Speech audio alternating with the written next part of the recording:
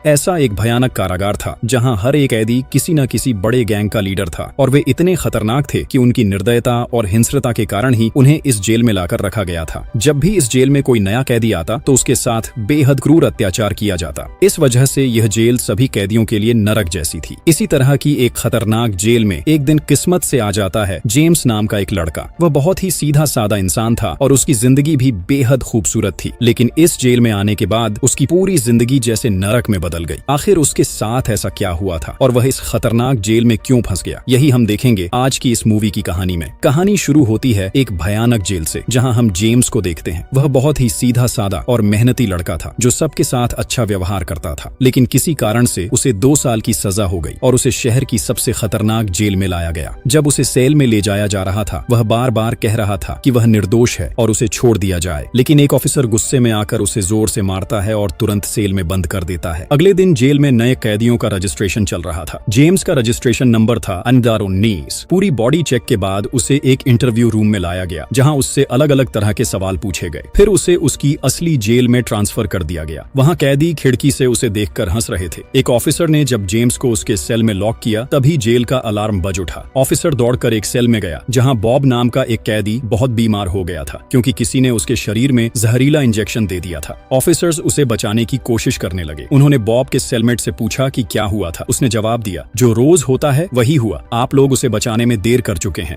James ये सब देख रहा था और उसे समझ आ गया कि यह जेल उसके लिए कितनी कठिन होने वाली है। फिर कहानी हमें जेम्स के अतीत में ले जाती है। उस समय वह बिल्कुल साधारण लड़का था और उसकी जिंदगी काफी अच्छी चल रही थी। एक सुबह उसकी मुलाकात उसके दोस्त केविन से होती है। केविन से उसे पता चलता है कि उनके शहर की हालत अच्छी नहीं है क्योंकि सफेद और काले लोगों के बीच बड़ा तनाव चल रहा है। काले लोग अपने अधिकारों के लिए आंदोलन कर रहे हैं क्योंकि कई जगहों पर अब भी उनके साथ रंग के आधार पर भेदभाव होता है। गुस्से में आकर उन्होंने पूरे शहर का माहौल गरमा दिया है। खासकर रात में शहर की हालत और भी खतरनाक हो जाती है। केविन जेम्स को कहता है कि काम खत्म होते ही वह सीधा घर चला जाए और रात में बाहर न निकले। साथ ही वह अपनी प्रेग्नेंट वाइफ का ख्याल रखे। फिर हम जेम्स की वाइफ एलिसा को देखते हैं जो उनका पहला बच्चा जन्म देने वाली थी। दोनों बहुत खुश थे। उस दिन जेम्स एलिसा के लिए एक खूबसूरत गोल्ड नेकलेस लाता है और कहता है, तुम हमारे बच्चे के लिए इतनी मेहनत कर रही हो, ये तुम्हारे लिए एक छोटा सा गिफ्ट है। एलिसा बहुत खुश हो जाती है। रात में शहर में रोज की तरह झगड़े हो रहे थे। पुलिस उन्हें रोकने की कोशिश कर रही थी, लेकिन इससे पुलिस और काले लोगों के बीच बड़ा संघर्ष शुरू हो गया। पूरे शहर में मारपीट और हमला चल रहा था। इसी मौके का फायदा उठा रही थी कुछ गैंग्स। उनमें से एक बेहद डेंजरस गैंग थी जिसमें 4 सदस्य थे। उनके लीडर का नाम था जैक और बाकी 3 थे, मिशन, एंजेल और सेको। उनके पास एक सीक्रेट गैरेज था जहां 2 स्पोर्ट्स बाइक रखी थी जिनसे वे चोरी का काम करते थे। उस रात भी वे अपनी बाइक से एक सुनसान सड़क से होते हुए उस महंगे ज्वेलरी स्टोर के पास पहुंचे जहां ढेर सारे गोल्ड वॉच थे।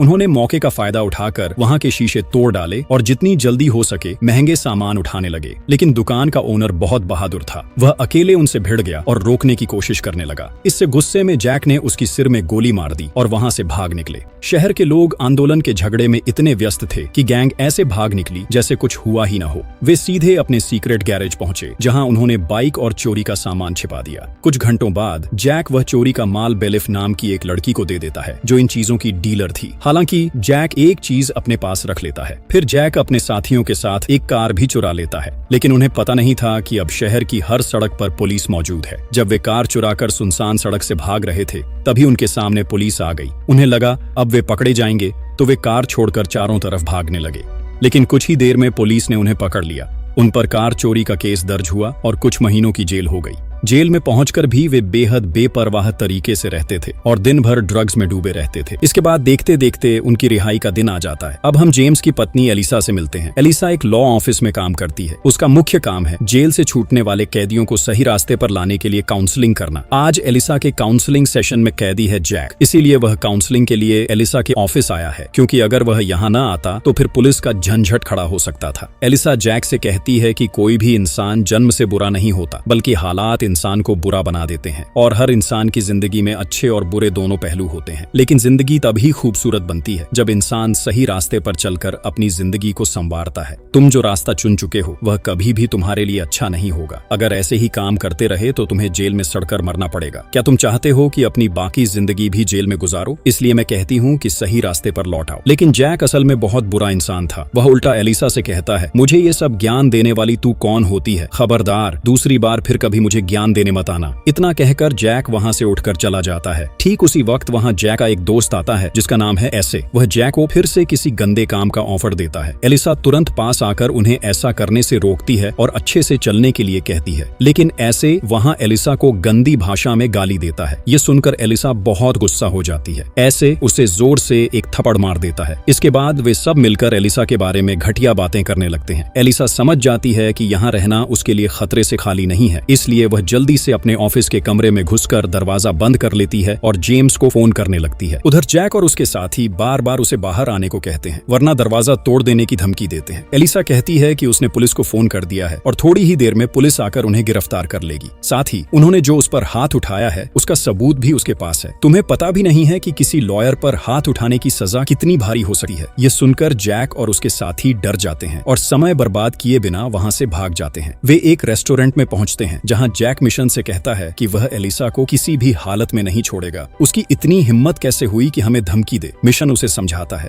जो होना था हो चुका, अब इस मामले को ज्यादा बढ़ाना सही नहीं होगा क्योंकि वह लड़की प्रेग्नेंट है। अगर उसे नुकसान पहुंचाने की कोशिश में हम पुलिस के हाथ चढ़ गए तो। लेकिन जैक उसकी कोई बात सुनना नहीं चाहता। कुछ देर बाद एलिसा निश्चिंत होकर अपने घर लौट रही होती है, लेकिन उसे बार बार महसूस होता है कि कोई उसका पीछा कर रहा है। वह जैसे तैसे अपनी कार में बैठती है, तभी एक नकाबपोश व्यक्ति वहां आता है और उस पर जोर जोर से हमला करने लगता है। वह उसे इतनी बुरी तरह मारता है कि एलिसा खून से लथपथ हो जाती है। उसके पेट पर वार करते ही एलिसा बेहोश हो जाती है। कुछ देर बाद एलिसा अस्पताल में होती है। जेम्स उसके पास बैठा बेहद परेशान है क्योंकि उसकी हालत बहुत खराब है। हालांकि एलिसा होश में आ जाती है, लेकिन डॉक्टर बताते हैं कि उसके पेट में सबसे ज्यादा चोट लगी है, जो बेहद खतरनाक है। चोट ऐसी जगह लगी है कि या तो एलिसा बचेगी या उसका बच्चा। अगर बच्चे को बचाने की कोशिश की गई तो उसके पेट में इन्फेक्शन फैल जाएगा और वह बाद में कैंसर में बदल सकता है। यह सुनकर जेम्स और एलिसा दोनों बहुत दुखी हो जाते हैं। जेम्स तो पहले ही तय कर चुका था कि वह एलिसा को बचाएगा, लेकिन एलिसा अपने बच्चे को किसी भी हालत में मारना नहीं चाहती थी क्योंकि यह उनका पहला बच्चा था और उनके सारे सपने उसी बच्चे के इर्द गिर्द बुने गए थे। जेम्स उसे समझाने की कोशिश करता है कि वह उसके लिए कितनी जरूरी है। अगर तुम्हें कुछ हो गया तो मैं नहीं जी पाऊंगा। लेकिन एलिसा अपना बच्चा छोड़ने को तैयार नहीं होती। दोनों रोते रहते हैं और उसी दिन एलिसा फैसला करती है कि वह अपना बच्चा रखेगी, चाहे जेम्स कितनी भी मना करे। कुछ दिन बाद पता चलता है कि एलिसा का बच्चा पेट में ही मर गया है और उसके पेट में इन्फेक्शन फैलने लगा है। मजबूरी में एलिसा को गर्भपात कराना पड़ता है और उसकी ओवरी भी निकालनी पड़ती है। इसका मतलब एलिसा चाहकर भी कभी मां नहीं बन पाएगी। एलिसा इस बात को किसी भी तरह स्वीकार नहीं कर पाती क्योंकि वह जानती थी कि जेम्स अपने बच्चे को लेकर कितने सपने देखता था और पिता बनने की उसकी कितनी इच्छा थी। धीरे धीरे एलिसा अपनी मानसिक स्थिति खोने लगती है। जेम्स हमेशा उसका सहारा बनने की कोशिश करता है और कहता है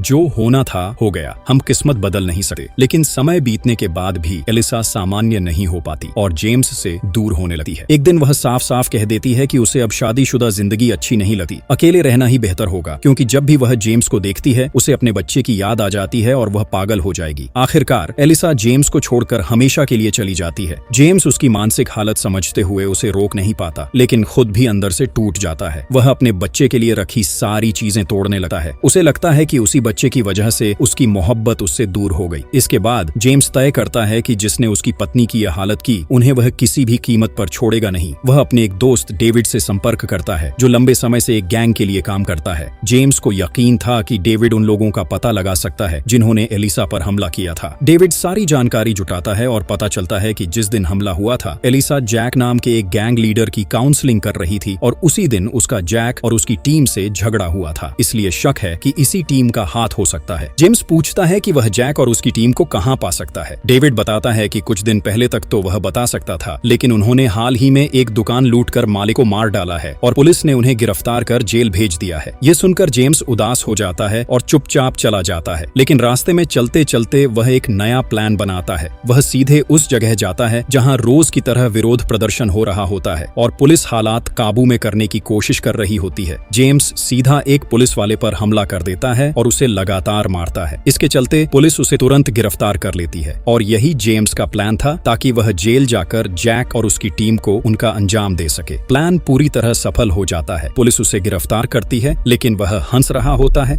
उसे सीधा जेल ले जाया जाता है। पहले ही दिन उसकी मुलाकात एक वार्डन से होती है जो बहुत बुरा इंसान है। जेम्स पहली बार जेल आया था, सब कुछ उसे डरावना लग रहा था। वार्डन उसे जेल में घुमाता है जहाँ कई खतरनाक कैदी थे। वार्डन चेतावनी देता है, अगर तूने यहाँ कोई उल्टा सीधा करने की कोशिश की या मेरी बात नहीं मानी तो यहाँ से जिंदा नहीं जाएगा। ये कहकर वह उसे उसके सेल में भेज देता है। जेम्स का एक सेलमेट था जिसका नाम था हैरी। हैरी के पास एक खास टैलेंट था, वो किसी भी चीज से धारदार हथियार बना सकता था। लेकिन जेम्स को हैरी शुरू से ही अच्छा इंसान लगता था। एक दिन हैरी खुद ही जेम्स के पास आया और उससे पूछा कि वो इस जेल में क्यों आया है। जेम्स ने गुस्से भरी नजरों से जवाब दिया कि वो यहाँ न्याय के लिए आया है। हैरी को उसकी ये बात समझ नहीं आई। अगले दिन सुबह सभी कैदी जेल के मैदान में आए जहाँ हैरी भी बैठा था। चूंकि हैरी जेम्स को जानता था इसलिए जेम्स उसके पास चला गया। तब हैरी ने जेम्स को जेल की हालत के बारे में बताया। उसने दूर इशारा करके एक कैदी को दिखाया, जैक। उसके साथ उसके गैंग के लोग भी थे। जेम्स तुरंत समझ गया कि यही वो जैक और उसका गैंग है जिन्होंने उसकी जिंदगी बर्बाद की थी। हैरी ने बताया कि जैक और उसका गैंग सिर्फ कुछ दिन पहले ही जेल में आए थे, लेकिन इतने कम समय में वो यहाँ के लीडर बन गए थे। अब सभी कैदी उनकी बात मानते थे क्योंकि जैक बेहद ताकतवर था। उसने यहाँ के बड़े बड़े गैंगस्टर्स को लड़ाई में हरा दिया था, इसलिए कोई भी कैदी उससे पंगा लेने की हिम्मत नहीं करता था।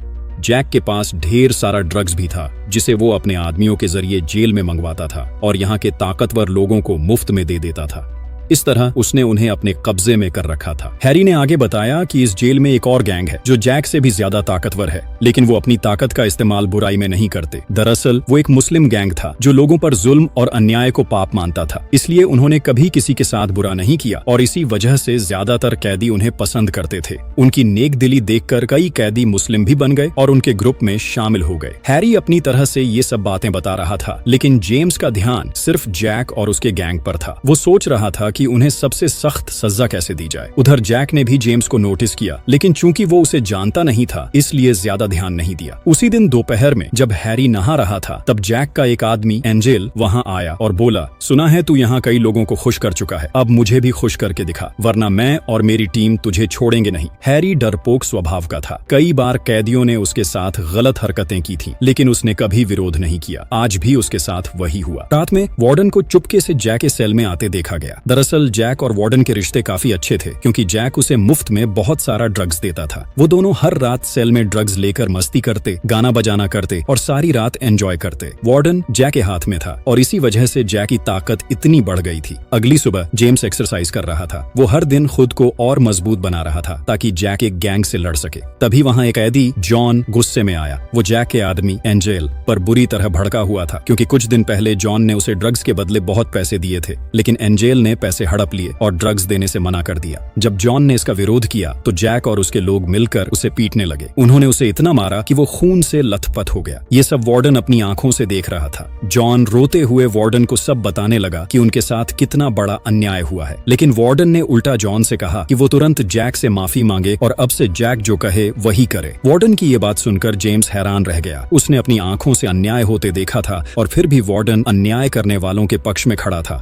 जेम्स को अब अच्छी तरह समझ आ गया था कि वार्डन भी दरअसल जैक के ही गिरोह का हिस्सा है। इसके बाद जैक और उसके साथी मिलकर जॉन को मारते हुए खुशी से झूमने लगे और वार्डन ये सब देखकर मजे ले रहा था। मार खाते खाते जब जॉन बेहोश हो गया तो उसे घसीटकर उसके सेल में फेंक दिया गया। जेम्स अपनी आंखों के सामने इतना अन्याय देखकर इसे बर्दाश्त नहीं कर पा रहा था। उसके अंदर गुस्सा उबल रहा था और वो अपनी पूरी नाराजगी और दर्द को अपनी ट्रेनिंग में झोंक रहा था। वो जी जान से मेहनत कर खुद को सबसे ताकतवर बनाना चाहता था। ऐसे ही दिन पर दिन गुजरते गए। ट्रेनिंग करते हुए जैक को हमेशा एलिसा की याद आती रहती थी। ये सोचकर उसका गुस्सा और बढ़ जाता। जेम्स के मन में भरा गुस्सा, दर्द और नफरत, इन सब के कारण वो एक पल भी चैन से सो नहीं पाता था। रात भर जाग कर भी वो अपनी ट्रेनिंग जारी रखता था। एक दिन ऐसे ही जेल में टहलते टहलते जेम्स उस हिस्से में पहुंच गया जहां जेल का सबसे ताकतवर मुस्लिम गैंग मौजूद था। वो सब नमाज की तैयारी कर रहे थे। जेम्स को यहाँ एक चीज देखकर हैरानी हुई। मिशन जो पहले जैक के साथ था अब उसी मुस्लिम गैंग का हिस्सा बन चुका था। उसने जैक का गैंग छोड़ दिया था क्योंकि उसे एहसास हो गया था कि अन्याय करके कभी असली खुशी नहीं मिल सकती। अच्छे जीवन के लिए जरूरी है एक शांतिपूर्ण रास्ता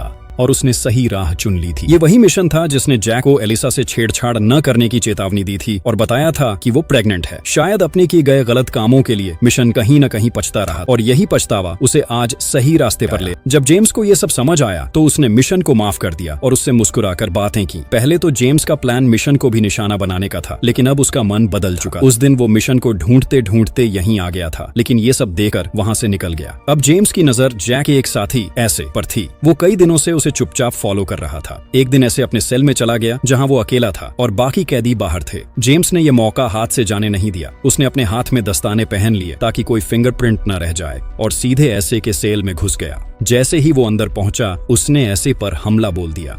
कई दिनों की कड़ी ट्रेनिंग के बाद जेम्स इतना ताकतवर हो चुका था कि ऐसे उसका मुकाबला नहीं कर पा रहा था। जेम्स उसे लगातार पीटता रहा जब तक कि वो खून से लथपथ न हो गया। फिर जेम्स ने गुस्से में कहा, मुझे पहचान रहा है? जिस एलिसा पर तूने हमला किया था मैं उसका पति हूँ। तूने हमारे साथ ऐसा क्यों किया? हमारी खुशहाल जिंदगी क्यों बर्बाद की? ऐसे ने अपने सारे गुनाह कबूल करते हुए माफी मांगी। उसने कहा कि एलिसा को थप्पड़ मारना उसकी बहुत बड़ी गलती थी, लेकिन घर लौटते समय उस पर हमला उसने नहीं किया, वो किसी और ने किया था। उसने जेम्स से गुजारिश की कि इस बार उसे माफ कर दे, लेकिन बदले की आग में जल रहा जेम्स किसी की बात सुनने की हालत में नहीं था। वो जैसे खुद पर काबू ही खो चुका था। उसने पीट कर ऐसे को वहीं मार डाला और तुरंत वहां से निकल गया। कुछ ही देर में पूरे जेल में खबर फैल गई कि किसी ने ऐसे नाम के कैदी को मार डाला है। किसी को यकीन नहीं था कि जेम्स जैसा सीधा साधा लड़का ये कर सकता है। जेम्स डर के मारे अपने सेल में लौट आया और दस्ताने छुपाने की कोशिश करने लगा, लेकिन तभी वहां हैरी आ गया। जेम्स के चेहरे का डर देखकर हैरी समझ गया कि ऐसे को मारने वाला वही है और अब सबूत मिटाने की कोशिश कर रहा है। हैरी ने हैरानी से कहा, जेम्स, मैंने कभी सोचा भी नहीं था कि तुम्हारे जैसे इंसान से ऐसा काम हो सकता है। तुमने एक कैदी के साथ ऐसा क्यों किया? जेम्स कुछ देर चुप रहने के बाद हैरी से कहता है,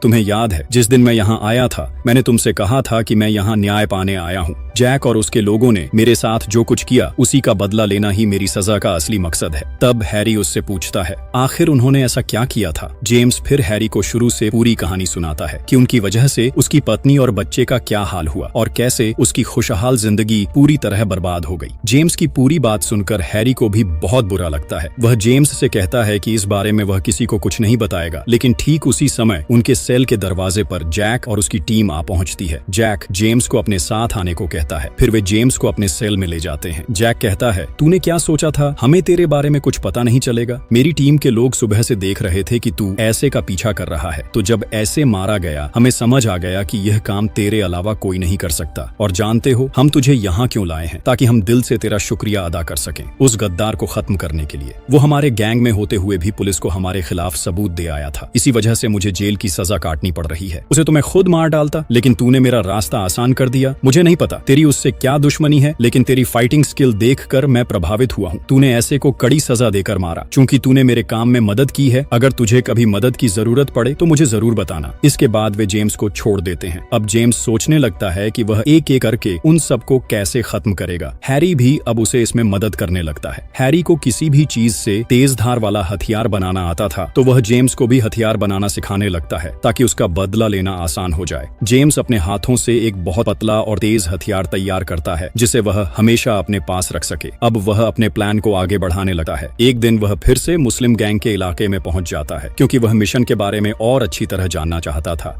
कि क्या मिशन सचमुच बदल चुका है या वह सिर्फ मुस्लिम गैंग का इस्तेमाल कर रहा है। लेकिन मिशन की बातें और कामकाज देखकर उसे कोई शक नहीं होता। फिर भी जेम्स उसके पास जाकर पूछता है कि उसने अचानक जैक की टीम क्यों छोड़ दी। मिशन बताता है, मैं शुरुआत से ही गलत रास्ते पर नहीं चलना चाहता था, लेकिन एक समय मेरी आर्थिक हालत इतनी खराब हो गई कि मजबूर होकर चोरी करने के लिए मुझे जैक की टीम में शामिल होना पड़ा। पर मैं कभी भी हत्या जैसे अपराध में शामिल नहीं होना चाहता था। जैक की वजह से मैं इन सब में फंस गया। जब मुझे जैक और उसकी टीम का असली चेहरा समझ आया तो मैंने खुद ही वो टीम छोड़ दी और मुस्लिम गैंग में शामिल हो गया। इसके अलावा मेरी पत्नी और एक छोटी बेटी है, इसलिए मैं अब अच्छे रास्ते पर चलना चाहता हूँ और अपने परिवार के पास लौटना चाहता हूँ। ये सब सुनकर जेम्स समझ जाता है कि मिशन वाकई बदल चुका है। फिर एक दिन जब जेम्स नहाने के लिए वॉशरूम जाता है, वहाँ उसका सेलमेट हैरी भी मौजूद था। रोज की तरह एंजेल उस पर जुल्म ढा रहा था। हैरी बार बार उससे छोड़ देने की गुहार लगाता, लेकिन एंजेल उसे मारने ही वाला था। तभी जेम्स वहाँ पहुँचता है और एंजेल को धमकी देता है, अगर आज के बाद तुमने हैरी को हाथ भी लगाया तो मैं तुम्हें नहीं छोड़ूंगा। ये सुनकर एंजेल गुस्से से तमतमा जाता है और जेम्स से लड़ाई शुरू कर देता है। जेम्स उसे अपने तेज हथियार से मारने की कोशिश करता है, लेकिन एंजेल बहुत ताकतवर था, इसलिए जेम्स उसके सामने टिक नहीं पा रहा था। एंजेल उसकी आंख फोड़ने की कोशिश करता है, लेकिन जेम्स किसी तरह उसके हाथ से बच निकलता है और उसे जोर से धक्का देकर फर्श पर गिरा देता है। लड़ाई के बीच जेम्स का हथियार नीचे गिर जाता है। एंजेल उसे उठाकर जेम्स पर हमला करने ही वाला था कि अचानक वह फिसलकर जोर से नीचे गिर पड़ता है।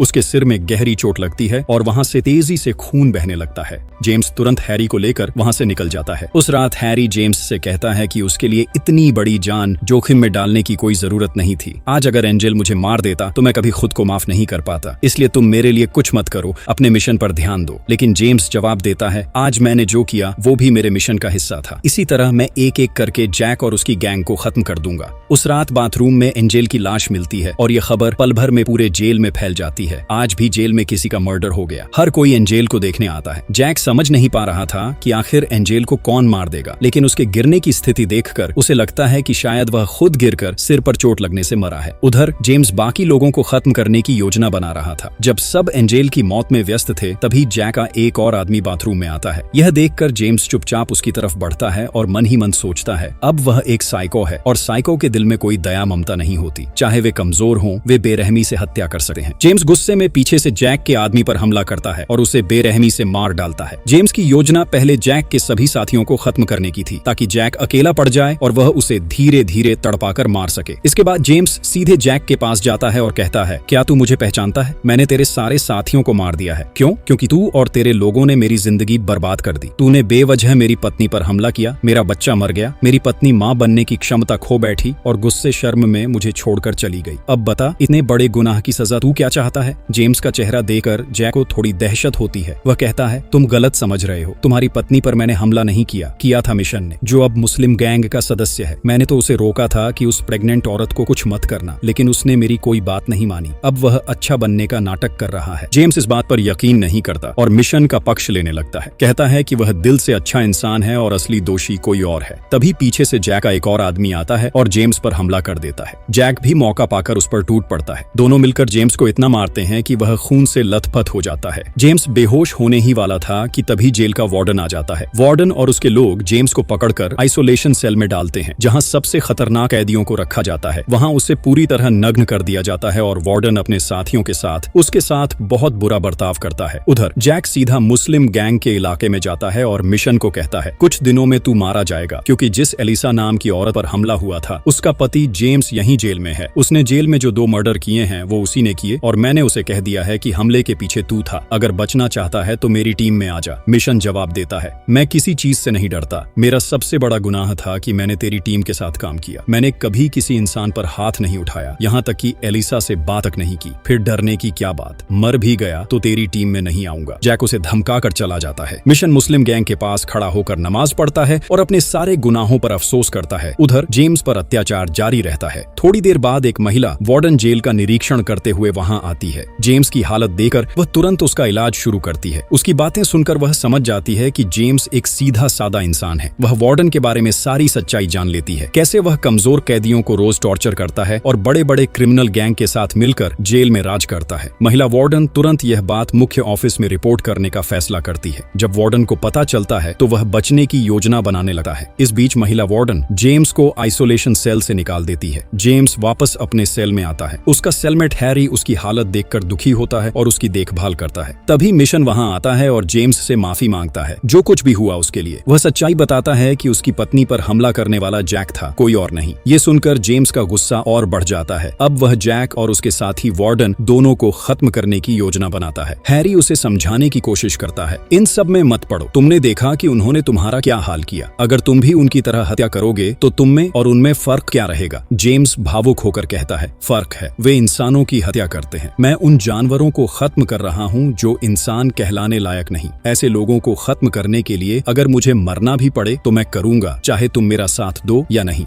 हैरी उसकी स्थिति समझकर कहता है, मैं तुम्हारे साथ हूँ, तुम्हारी योजना पूरी करने में हर तरह से मदद करूंगा। अगले दिन लंच के समय जब सारे कैदी एक साथ थे, हैरी के दिमाग में एक योजना आती है जिससे वह जैक और वार्डन को सबक सिखा सकता था। वह टेबल पर खड़ा होकर जोर से सबका ध्यान खींचता है। वह सबको बताता है कि अब तक जेल में उसके साथ क्या क्या हुआ, कैसे ताकतवर कैदियों ने उसे टॉर्चर किया और वार्डन ने जेम्स को आइसोलेशन सेल में ले जाकर उसके साथ घिनौना काम किया। अगर वार्डन का चरित्र ऐसा है तो इस जेल में न्याय कैसे होगा? वह ड्रग्स के लिए जैक और उसकी गैंग के साथ मिला हुआ है, इसलिए वे जो भी अपराध करते हैं उन्हें सजा नहीं मिलती, लेकिन मासूम कैदियों को रोज प्रताड़ित किया जाता है। फिर हैरी मुस्लिम गैंग से कहता है, आपके पास ताकत होते हुए भी आप हमेशा शांत रहे, इबादत की, लेकिन शायद आपको पता नहीं था कि हमारे जैसे लोगों पर कितनी ज्यादती हो रही है। अब तो आप जान गए हैं, अगर अब भी चुप रहे तो आपकी इबादत का क्या मतलब, जब आप अन्याय के खिलाफ खड़े ही नहीं हो सकते। ये सुनकर मुस्लिम गैंग के लोग गुस्से में आ जाते हैं। तभी वार्डन उसे चुप कराने आता है, लेकिन मुस्लिम गैंग और बाकी कैदी मिलकर वार्डन और जैक पर टूट पड़ते हैं। इस मौके का फायदा उठाता है जेम्स। वह अपनी पत्नी एलिसा को याद करते हुए जैक को बेरहमी से मारता है। वह वार्डन और जैक के एक और साथी को भी मारता है। जेल में भारी हंगामा मच जाता है। पुलिस टीम आती है और सबको पकड़कर सेल में डालने लगती है, लेकिन जेम्स किसी भी हाल में जैक को छोड़ना नहीं चाहता। वह उसका पीछा करता है जबकि जैक भागने की कोशिश कर रहा होता है। आखिर जेम्स उसे पकड़ लेता है, लेकिन जैक पहले से लाठी लेकर खड़ा होता है। वह जेम्स पर जोरदार वार करता है और लगातार मारता है। जेम्स के पास उठने की ताकत भी नहीं बचती। जैक उसे सीढ़ी से नीचे फेंक देता है और खून से लथपथ कर देता है। अब वह उसे खत्म करने के लिए उसके पास आता है और लाठी जेम्स की एक आंख में घुसा देता है, लेकिन जैसे ही वह अंतिम वार करने वाला होता है, जेम्स उसके पेट में वह हथियार घोंप देता है जो उसने हैरी की मदद से बनाया था। वहीं जैक की मौत हो जाती है। जेम्स खुशी से चिल्लाता है, आखिर उसका सपना पूरा हुआ, उसने अपराधियों को उनकी सजा दी।